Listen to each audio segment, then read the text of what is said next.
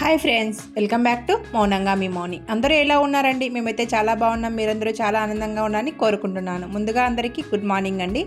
ఇంకా ఇవాళ వీడియో వచ్చేసి థర్స్డే వ్లాగ్ అనమాట. థర్స్డే రోజు మార్నింగే వ్లాగ్ అయితే స్టార్ట్ చేశానండి. ఆ రోజు టిఫిన్లోకి వచ్చేసి బొరుగులు చేద్దామని చెప్పేసి బొరుగులు అయితే పక్కన పెట్టేశానండి. రాయలసీమ స్పెషల్ అనమాట, ఉగ్గాని అంటూ ఉంటారు. బుధవారం నైట్ తోడైతే వేశానండి పాలల్లో. తోడు వేసింటే అసలు పెరుగు కాలేదనమాట. ఎందుకో మరి పాలల్లోనే వేశాను, కొద్దిగా కాలుతూ ఉన్నాయి. మరి ఎందుకో కాలేదనమాట పెరుగు అనేది. ఇంకా పక్కన పెట్టేశానండి. అలానే మరి పెరుగు పేరితే ఉన్నిస్తాను, లేదంటే పడేద్దామని చెప్పేసి పాలను అయితే పక్కన పెట్టేశాను అనమాట. ఇక్కడ ఉగ్గాని అయితే చేస్తున్నా చెప్పాను కదండి. ఉగ్గానిలోకి అయితే నేను అంతా మసాలా అంతా బాగా వేయించేసుకుని పక్కన పెట్టేసుకుని బొరుగులన్నీ తడుపుకొని బొరుగులు అయితే ఆ మసాలాలో కలిపేస్తూ ఉన్నానండి. ఈ ఉగ్గాని అనేది మా రాయలసీమ స్పెషల్ అనమాట. ఏం లేదండి, చాలా చాలా సింపుల్గా చేసుకుంటూ ఉంటారనమాట. ఈ బొరుగులు మా ఇంట్లో వీక్లీ 1 టైం అయినా చేస్తూ ఉంటానండి. ఎప్పుడన్నా ఏ టిఫిన్ లేకుండా ఏదన్నా ఏం చేయాలని తోచనప్పుడు ఇలాంటి బొరుగులు అయితే ప్రిపేర్ చేస్తూ ఉంటాను, లేదంటే అసలు ప్రిపేర్ చేయనండి. ఎందుకంటే ఈ బొరుగులు మన రైస్తోనే తయారవుతూ ఉంటాయి. రైస్తో తయారయ్యేవన్నీ కూడా కొంచెం కార్బోహైడ్రేట్స్ అవన్నీ ఎక్కువగా ఉంటాయి కదా. కొంచెం షుగర్ లెవెల్స్, షుగరు బీపీ ఇలా ఉన్న వాళ్ళకైతే ఎప్పుడూ రైస్ తింటే షుగర్ ఎక్కువగా ఉంటుందని చెప్పేసి ఇవి కూడా రైస్తో తయారైనవే కాబట్టి నేను కొంచెం ప్రిఫర్ చేయనండి. వీక్లీ 1 టైం ఎప్పుడన్నా ఏం టిఫిన్ ఐటెం లేనప్పుడు కొంచెం ప్రిఫర్ చేస్తూ ఉంటాను. అప్పుడప్పుడు చేయడానికైతే వీక్లీ 1 టైం అయితే చేస్తానండి. వీక్లీ 1 టైం లేకుండా 2 వీక్స్ ఒకసారి అలా చేస్తూ ఉంటాను, ఎప్పుడన్నా పిల్లలు అడిగినప్పుడు. ఈ మసాలాలో బొరుగులు అన్నీ వేసేసి బాగా కలిపేశానండి. బొరుగులతో పాటు ఒక నిమ్మకాయ, అలాగనే కొంచెం పుట్నాల పొడి ఉంటుంది కదా, ఆ పుట్నాల పప్పు పొడిని కూడా వేసేస్తే చాలా టేస్టీగా ఉంటుందని చెప్పేసి నేను ఇక్కడ అంతా బాగా కలిపేసి ఉగ్గాని అయితే రెడీ చేశానండి. చాలా చాలా టేస్టీగా ఉంటాయండి ఈ బొరుగులు అయితే. ఇంకా కొందరు ఈ ఉగ్గానిలోకి ఆలు బజ్జీలు లేదంటే మిరపకాయ బజ్జీలు చేసుకుంటూ ఉంటారు. అవి కూడా చాలా టేస్టీగా ఉంటాయి. నేను ఇక్కడ లెమన్ వాటర్ అయితే తీసుకుంటూ ఉన్నానండి. లెమన్ వాటర్ ఎందుకంటే ఈ మధ్య కొంచెం వెయిట్ గెయిన్ అయ్యానండి. అందుకోసం లెమన్ వాటర్ తాగాలనిపించి మార్నింగే ఇలా హాట్ వాటర్లో లెమన్ పిండేసుకొని తాగుతూ ఉన్నానండి. మన వెయిట్ గెయిన్ అయ్యామా లేదనేది మనకు తెలుస్తూ ఉంటుంది కదండి. ఆ వెయిట్ గెయిన్ అయినప్పుడు మనం ఆ వెయిట్ని అలానే ఉంచడానికైనా ట్రై చేయాలి, లేదంటే కొంచెం తగ్గించడానికైనా ట్రై చేయాలి. అప్పుడే మన బాడీ మన కంట్రోల్లో ఉంటుంది. నేను ఇక్కడ వెయిట్ గెయిన్ అయ్యానని చెప్పేసి మార్నింగే హాట్ వాటర్ తీసుకోవడం స్టార్ట్ చేశానండి. మనం రోజు ఒకటే వాటర్ కాకుండా జీరా వాటర్ కానీ, వామ్ వాటర్ కానీ, ఇలా వాటర్లు అన్నీ ఉంటాయి కదా, పొద్దున్నే ఇలా హాట్ వాటర్లు తాగడం వల్ల ఆ వెయిట్ అనేది బర్న్ అయ్యి మనం వెయిట్ తగ్గడానికి కొంచెం హెల్ప్ చేస్తాయండి. అందుకోసం వీక్లీ ఇలా తీసుకోవాలని చెప్పేసి డిసైడ్ అయిపోయాను అనమాట. ఆ రోజు లంచ్లోకి వచ్చేసి మెంతిపప్పులో బచ్చలాకు పెట్టేసి మెంతిపప్పు అయితే రెడీ చేశానండి. మెంతిపప్పు అయితే చాలా టేస్టీగా వచ్చేసింది. ఇంకా మెంతిపప్పులో మనం ముందుగానే పోపు పెట్టేస్తాం కాబట్టి ఆనియన్ పోపు, ఇంకా నేను ఇక్కడ వెల్లుల్లి పోపు అయితే పెడుతూ ఉన్నాను. వేపేసిన తర్వాత కొద్దిగా నెయ్యి వేసేసి వెల్లుల్లి వేసేసి బాగా వేయించుకున్న తర్వాత మనము ఇంకా పోపు పెట్టేసుకోవడమే. చాలా చాలా టేస్టీగా ఉంటుందండి. మెంతిపప్పు అయితే మా ఇంట్లో మా పిల్లలు ఇష్టంగా తింటారనమాట. ఓన్లీ మెంతిపప్పు మాత్రమే కాకుండా ఇలా ఏదన్నా పాలాకు కానీ, చుక్కాకు కానీ, ఇలా బచ్చలాకు కానీ ఏదైనా పెట్టి మనం ఇలా పప్పు చేస్తే ఆ పప్పులో పెట్టిన ఆకుకూరలన్నీ మన బాడీకి కావాల్సిన పోషకాలు అందిస్తాయని చెప్పేసి ఇలా మెంతిపప్పులో ఏ ఆకైనా పెట్టడానికి ట్రై చేస్తూ ఉంటాను. తర్వాత వంట ఫినిష్ చేసిన తర్వాత ఇలా సరుకులు తెచ్చానండి. సరుకులన్నీ నిండుకున్నాయని చెప్పేసి సరుకులు తెచ్చింటే అన్నీ నేను ఇక్కడ డబ్బాలలో వేస్తూ ఉన్నాను. సరుకులు ఎంత తగ్గిద్దామనుకున్నా కూడా ఖర్చు అయితే అసలు పెరిగిపోతూనే ఉందండి. నెలవారీ సరుకులు నెలకు పెరిగిపోతూనే ఉన్నాయి, కానీ అస్సలు తగ్గడం లేదండి. ఎందుకో మరి ఈ మంత్ వచ్చేసి ఇడ్లీ రవ్వ, ఉప్మా రవ్వ పెరిగాయంట. అవి ₹1 పెరిగాయని చెప్పాడండి మా వారు.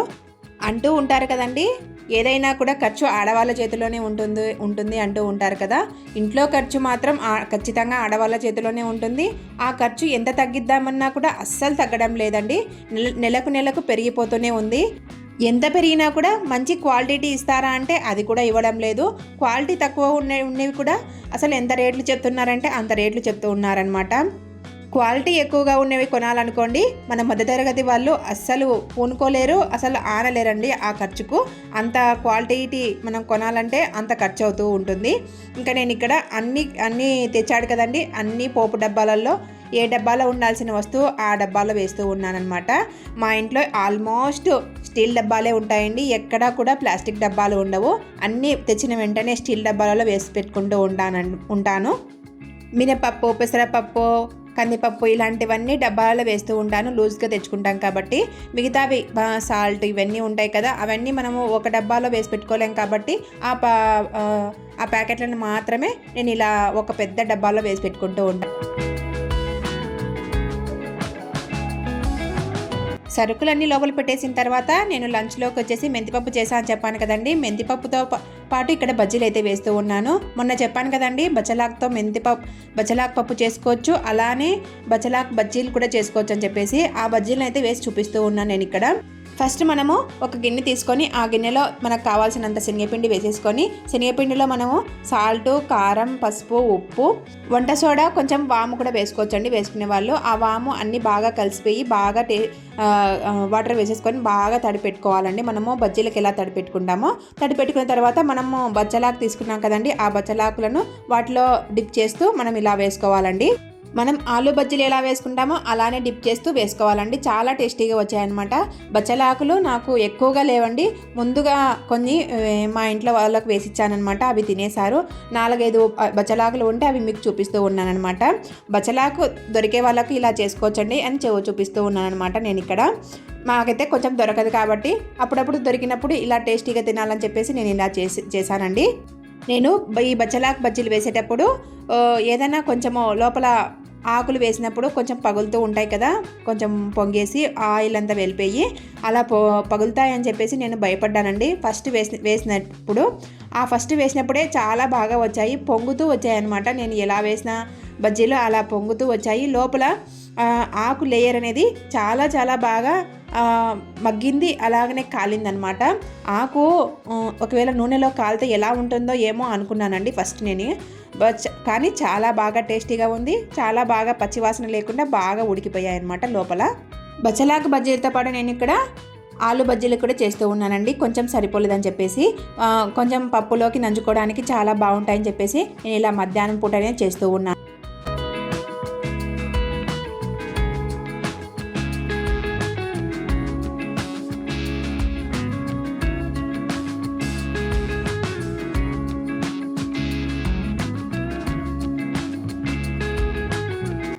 ఆలు బజ్జీలు వేయంగా బజ్జీల పిండి అయితే అయిపోయిందండి. అందుకోసం ఆలులు ఉంటాయి కదా, ఆ ఆలులు స్లైసెస్గా ఇలా వేయించుతూ ఉన్నానమాట. ఈవినింగ్ స్నాక్స్లోకైనా కానీ అలాగనే మనము పప్పులోకి నంచుకోవడానికైనా ఇలా టేస్టీగా చేసుకోవచ్చండి. అప్పటికప్పుడు మనము శనగపిండి ఉంటే చూడండి ఎంత బాగా కాలాయో చూడండి. బచ్చలాకు బజ్జీలు అనేవి చాలా చాలా టేస్టీగా వచ్చాయండి. మా వారైతే చాలా బాగున్నాయని మెచ్చుకున్నారనమాట. లంచ్ తర్వాత డిన్నర్లోకి వచ్చేసి చపాతీ అయితే చేస్తూ ఉన్నానండి. ఈ చపాతీ నాకు మాత్రమే చేసుకుంటూ ఉన్నాను, ఎందుకంటే కొంచెం వెయిట్ గెయిన్ అయినా అని చెప్పాను కదండి. ఆ వెయిట్ గెయిన్ అనేది తగ్గాలని చెప్పేసి ఆయిల్ లేకుండా ఓన్లీ చపాతీని మాత్రమే కాలుస్తూ ఉన్నాను. నైట్ పూట ఆయిల్ ఫుడ్ తగ్గించుకోవాలండి మనం వెయిట్ గెయిన్ అయిన వాళ్ళు.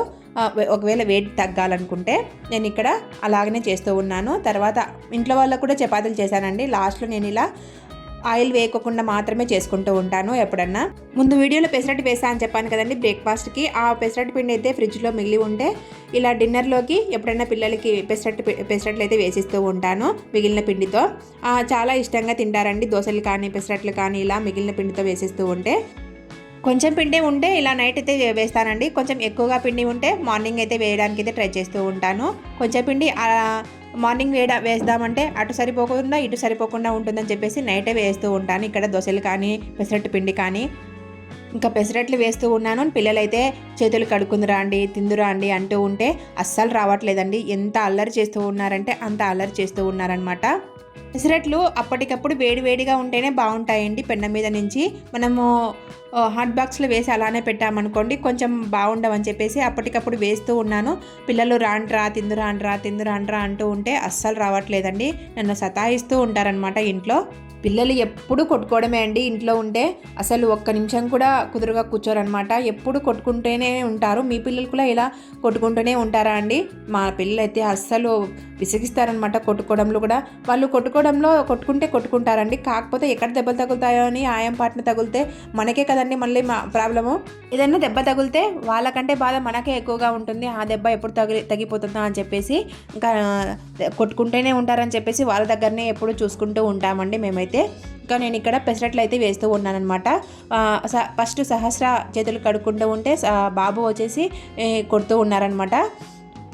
వాళ్ళిద్దరి మధ్య ఎప్పుడు ఏదో ఒక గొడవ జరుగుతూనే ఉంటుంది. ఒక్కదానికి నువ్వు అలా చేసినావంటే, నువ్వు ఇలా చేసినావంటే ఏడుస్తూనే ఉంటారనమాట. ఆ పిల్లల గొడవ తగ్గించడానికి మనం మధ్యలో వెళ్తే ఇంకా మనల్ని కూడా అలానే అంటూ ఉంటారనమాట. మా పిల్లలు అయితే అలానే చేస్తూ ఉంటారు. సహస్ర అయితే చేతులు కడుక్కొని ఫస్ట్ తినడానికి అయితే వచ్చేసిందండి. నేను ఇక్కడ పెసరట్లు అయితే వేస్తూ ఉన్నాను. పప్పు చేశాను చెప్పాను కదండి, పప్పే వేస్తూ ఉన్నాను అనమాట.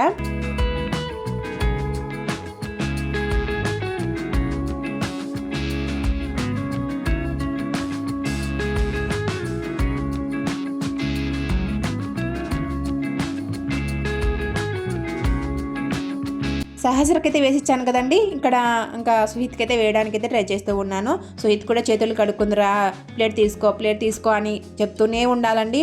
అప్పటికి మాత్రం వస్తాడనమాట. నేను కూడా ఆ ప్లేటు నేనే తీసి ఇవ్వాలన్నమాట. ఆ ప్లేట్లో వాటర్ వేసి ఇవ్వాలన్నమాట. ఎంత సతాయిస్తాడంటే అంత సతాయిస్తాడు. సహస్ర మాత్రం కొంచెం పెద్దదైంది కాబట్టి బాగా చేతులు కడుక్కొని తన ప్లేట్ తను తెచ్చుకొని తింటూ ఉంటుందండి. ఇంకెక్కడ సుహిత్ కూడా నేను పెసరట్లు అయితే వేస్తూ ఉన్నాను. పెసరట్లు వేసేసి వాడికి కూడా పెట్టేశారనమాట. అందరూ ఒకటేసారి తింటామండి డిన్నరు. ఒక 8:00 8:30 కల్లా డిన్నర్ అయితే ఫినిష్ అయిపోతుంది. 9 కల్లా పడుకుండిపోతామన్నమాట. ఇంకా డిన్నర్ ఫినిష్ చేసిన వెంటనే అంతా క్లీన్ చేసేసుకొని ఏదైనా పిండి పట్టేసుకోవాలంటే పిండి పట్టేసుకుంటూ ఉంటానన్నమాట. ఇడ్లీ పిండి అయితే పట్టేశానండి నేను ఇక్కడ మరుసటి రోజుకి ఇడ్లీ వేద్దామని చెప్పేసి. థర్స్డే రోజు ఇలా జరిగిందనమాట వ్లాగ్ అనేది. వీడియో నచ్చితే చిన్న లైక్ ఇచ్చి సబ్స్క్రైబ్ చేసుకోండి. మీ పిల్లలు కూడా ఇలానే అలర్ట్ చేస్తూ ఉంటారండి. అలర్ట్ చేస్తే కింద కామెంట్ సెక్షన్లో కామెంట్ చేయండి. వీడియో నచ్చితే చిన్న లైక్ ఇచ్చి సబ్స్క్రైబ్ చేసుకోవడం మర్చిపోవద్దు. ఉంటానండి. మరొక మంచి వీడియోతో మళ్ళీ కలుస్తాను.